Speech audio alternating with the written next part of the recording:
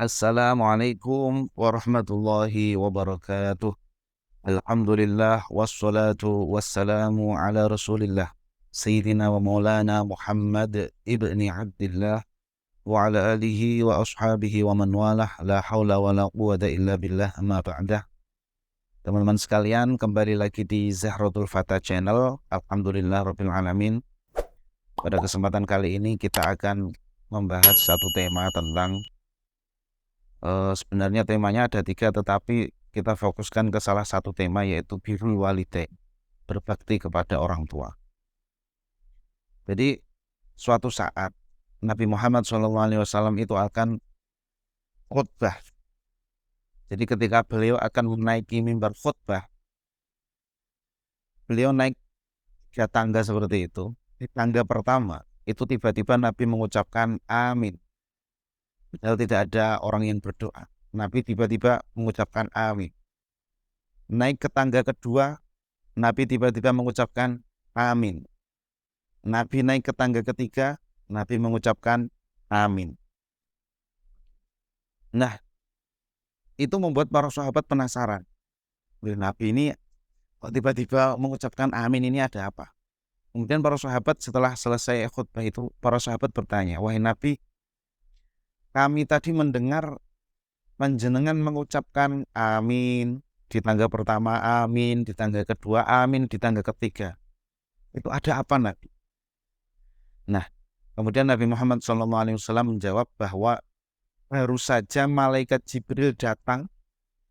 Kemudian malaikat Jibril ketika Nabi naik ke tangga pertama, malaikat Jibril mengucapkan syaqiya abdun adraka Ramadan fansalakha minhu walam yughfar lahu.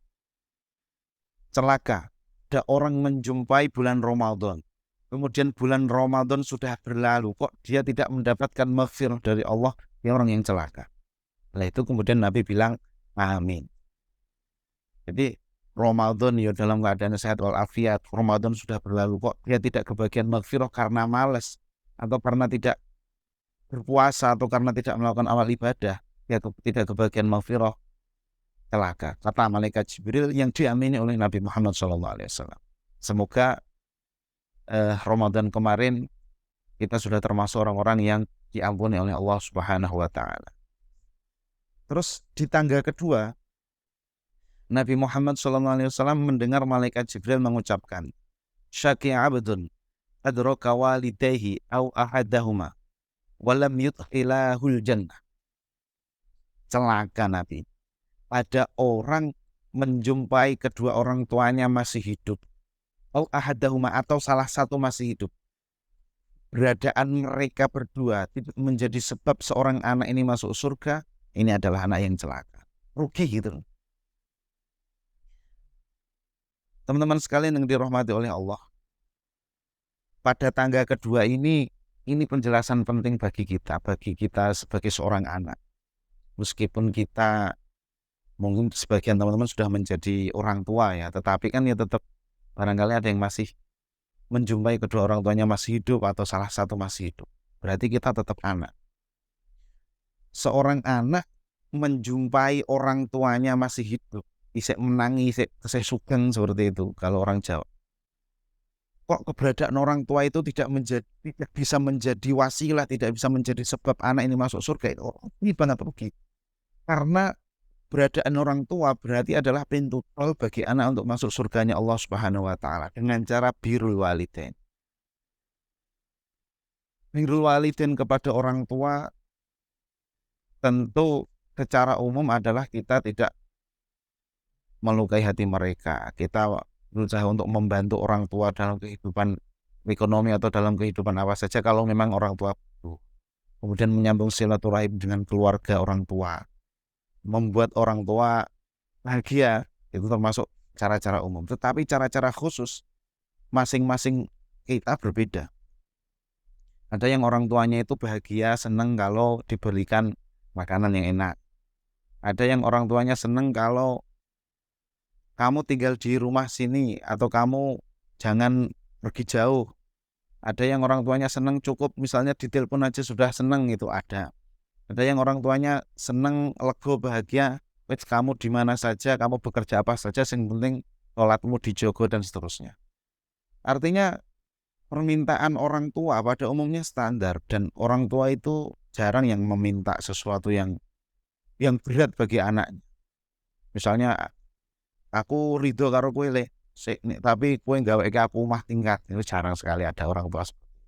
Umumnya orang tua itu melihat putra-putrinya hidup bahagia, tentram dengan keluarganya, kemudian ingin melakukan ibadah, itu orang tua sudah bahagia. Nah, hadis Nabi ini yang kedua ini, di tangga kedua ini memperjelas kepada kita. Kalau kita masih bisa menjumpai orang tua kita, baik dua-duanya atau salah satu, maka jangan sampai kita menyia-nyiakan kesempatan itu. Itu adalah pintu surga yang terbuka lebar bagi kita kalau kita masih menjumpai orang tua kita.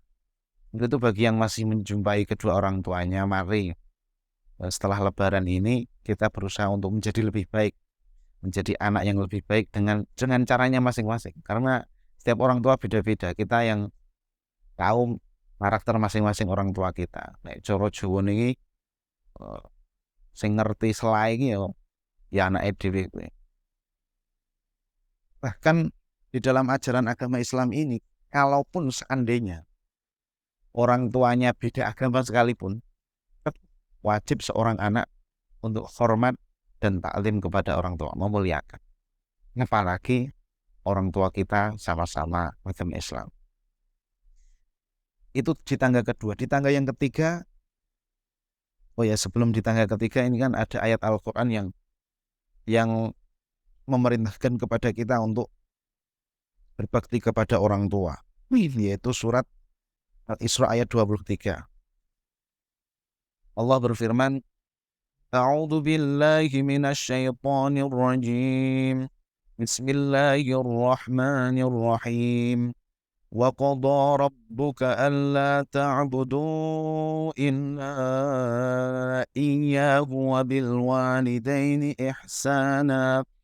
إما يبلغن عندك الكبر أحدهما أو كلاهما فلا تقل لهما أف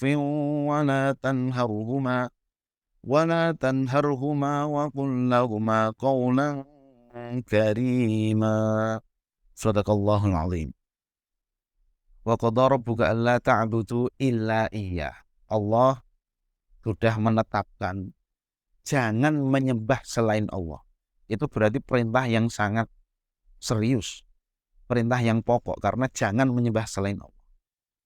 Terus perintah yang sangat serius ini dijejerkan dengan satu perintah lagi yang juga serius. Wabil walidaini ihsana, kepada orang tua kita diperintahkan untuk berbuat sebaik-baiknya. Jadi biasanya sesuatu yang penting itu pasti jejer. Misalnya kalimat tauhid la ilaha illallah jejernya dengan Muhammadur Rasulullah, karena sama-sama penting. Lah ini Allah memerintahkan satu perintah yang sangat penting, jangan menyembah selain Allah. Itu dijejerkan dengan perintah yang juga sama pentingnya, yaitu wabil walidaini ihsana, berbakti kepada orang tua. Karena kita tahu bahwa ridhollah fi ridhol walidain, ridhonya Allah tergantung ridhonya orang tua. Wa sukhtullah fi sukhtil walidain, murkanya Allah juga tergantung murkanya orang tua. Imma yablughanna 'indakal kibaru ahaduhuma aw kilahuma, baik kita menjumpai mereka dua-duanya masih atau salah satu yang tinggal. Terus fala taqul lahuma uffin wa la tanharhuma, jangan mengucapkan kalimat uff atau hus, apalagi yang lebih kasar daripada itu. Wala tanharhuma, jangan membentak. Wa qul lahuma qaulan karima, kemudian ucapkan dengan ucapan-ucapan yang baik. Ayat ini jelas memerintahkan kepada kita untuk semaksimal mungkin kita untuk berusaha birrul walidain, membahagiakan orang tua semampu kita, sebisa kita. Karena sekali lagi, malaikat Jibril mengucapkan ada anak menjumpai kedua orang tua masih hidup atau salah satu masih hidup menjadi sebab anak masuk surga, itu adalah kaki abdan, orang yang rugi atau orang yang celaka. Terus diamini oleh Nabi.